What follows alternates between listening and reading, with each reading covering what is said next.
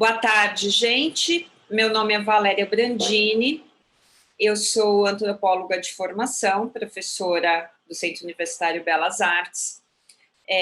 Esse é um vídeo para o ENAD, dos alunos que vou prestar o ENAD, e hoje nós vamos falar sobre apropriação cultural.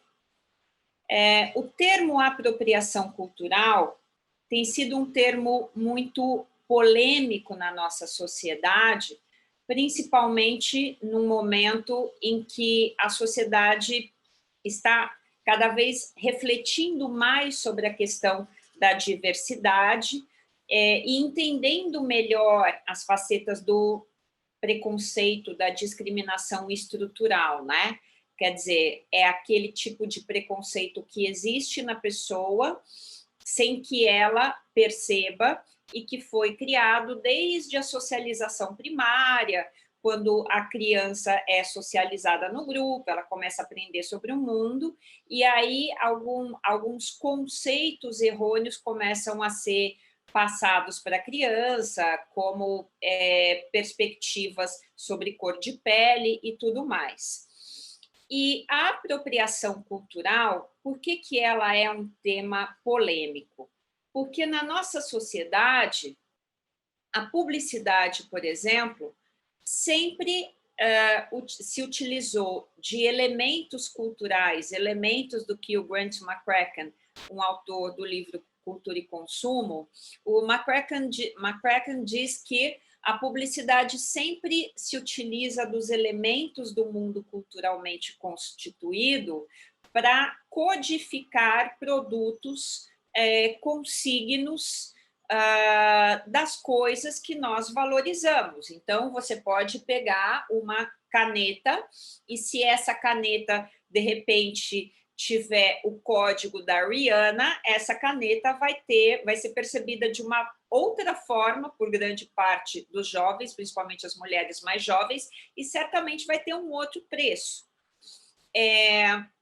Então, a questão da apropriação cultural, ela é polêmica a partir do momento que as pessoas, muita gente entende que você pode, sim, se utilizar de elementos culturais de outros grupos, porque as sociedades sempre fizeram isso, né? Então, por exemplo, nos momentos em que diferentes grupos culturais e diferentes sociedades se encontraram, muitas vezes existe uma fusão de signos, de elementos culturais de ambas e tudo mais.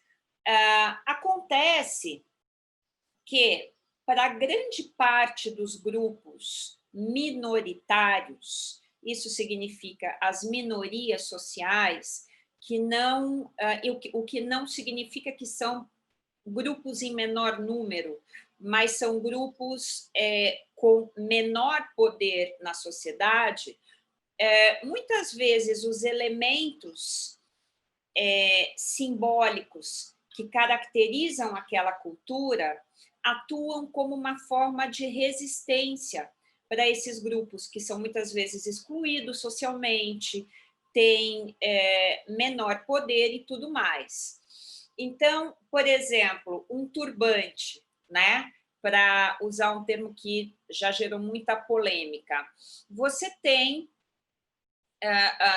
o turbante sendo utilizado na Índia, sendo utilizado em países asiáticos, e no Brasil o turbante veio como uma referência, um símbolo das pessoas que foram sequestradas em diversas regiões da África, do continente africano, e trazidas para o Brasil como escravos, e essas pessoas utilizavam o turbante como uma parte da vestimenta, e isso se tornou um símbolo.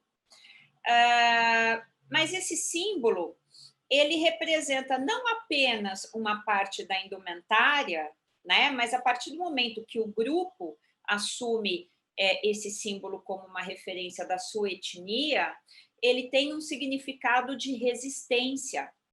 Ele representa, é como representar a bandeira de um país, né? E tem várias coisas que, se vocês se informarem, vocês vão ver, que a gente não pode fazer com a bandeira, né? Você tem que ter um respeito pela bandeira. Então, isso é institucionalizado em todos os países. O que é a bandeira? É a representação daquela nação.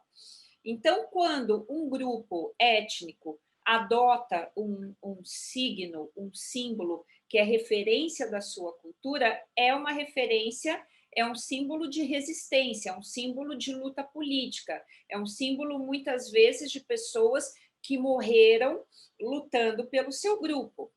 Então, e a apropriação cultural ocorre só porque uma pessoa utiliza inadvertidamente um elemento que é de outra etnia?